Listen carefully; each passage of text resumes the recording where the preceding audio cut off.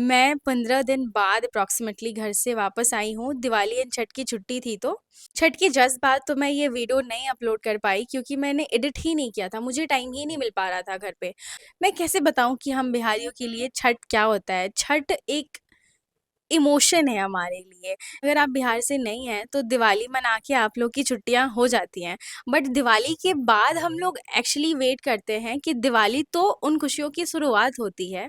मुझे बहुत ज़्यादा अच्छा लगा इस बार छठ मना के घर पे और मैं चाहती हूँ कि आप भी एंजॉय करें। इस बार ना मैं घर बहुत जल्दी चली गई थी और मैं जब स्टेशन पहुंची तो मुझे लेने वहां पे पापा आए थे इस बार। और फिर धीरे धीरे शुरू होती हैं छठ की तैयारियां। गांव पे रहना मुझे इसलिए भी ज्यादा पसंद है क्योंकि हर कुछ इतना ऑर्गेनाइज्ड होता है।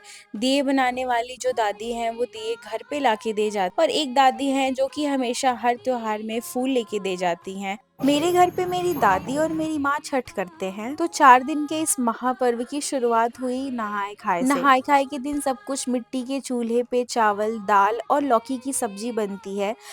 और पता है उस दिन जो लौकी की सब्जी बनती है वो इतना ज्यादा टेस्टी लगता है। और फिर दूसरा दिन आया खरना। इस दिन रात में रोटी और गुड़ वाली खीर बनती है।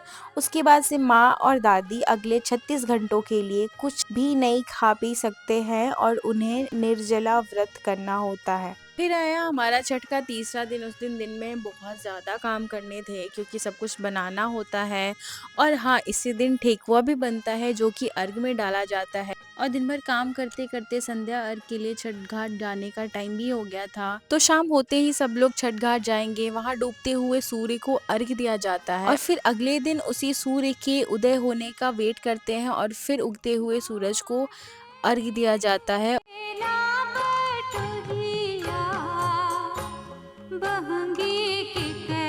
जब माँ और दादी अर्घ दे दिए तो उसके बाद आके वो छठी मैया के पास बैठ गए थे। फिर सब लोग गाना गा रहे थे छठी मैया का और देखते ही देखते घर जाने का भी टाइम आ गया। तो बेसिकली जब थोड़ा सा अंधेरा होने लग जाता है तो सब लोग अपने अपने घर जाने लग जाते हैं। और जब छठ घाट से वापस आते हैं तो घर में कोसी भर आता है और वहाँ पे भी बहुत सारे दिए लगाए जाते हैं।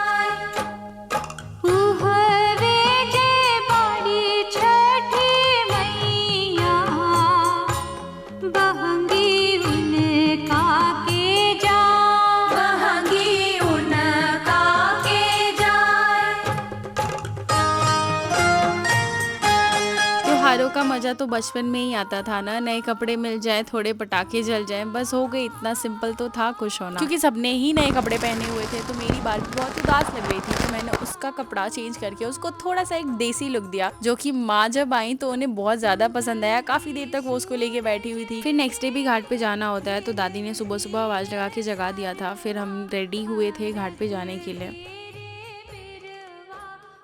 तो तैयार होने के बाद मैं कुछ ऐसी लग रही थी और फिर हमने रास्ते में जाते जाते सोचा कि क्यों ना पटाखे जलाया जाए। फिर हम रोड पे ही पटाखे जलाते हुए छठ घाट पहुँचे। तो हमने बहुत सारे पटाखे जलाए एक के बाद एक सारे, क्योंकि ये पटाखे अभी 1 घंटे में हमें ख़त्म कर देने थे तो हमने सारे ही पटाखे ऑलमोस्ट जला दिए थे।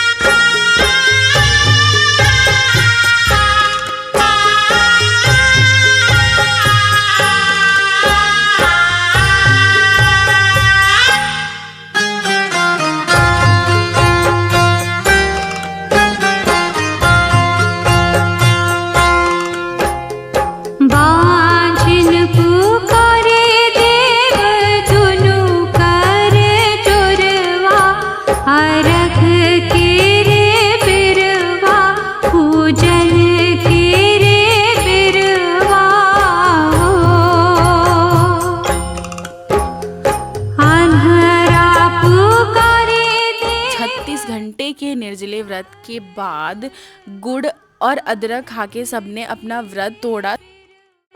पूजन के रे बिरवा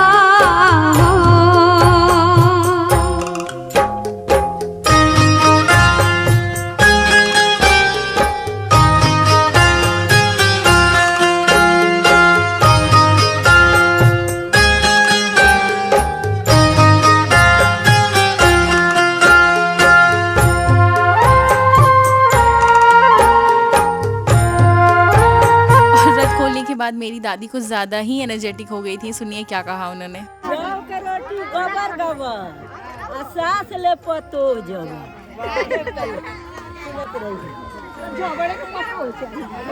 ये मेरे गांव की सबसे बूढ़ी दादी है, लगभग 120 साल की उम्र है इनकी। तो माँ ने बोला जाओ जल्दी से उनका आशीर्वाद लेके आओ। मैं गई, उनका आशीर्वाद लिया और एक और दादी थी उनका भी आशीर्वाद लिया फिर मैंने।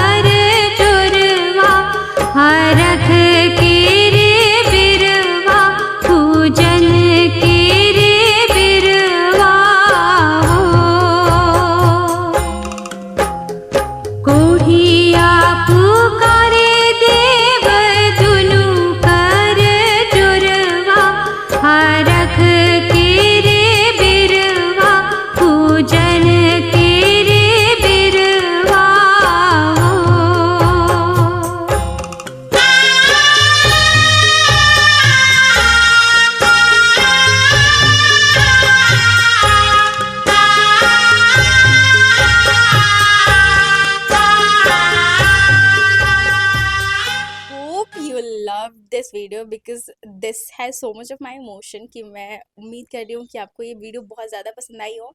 And if yes then please do like share and subscribe. फिर मिलेंगे नेक्स्ट वीडियो में। Till then bye and take care. Bye.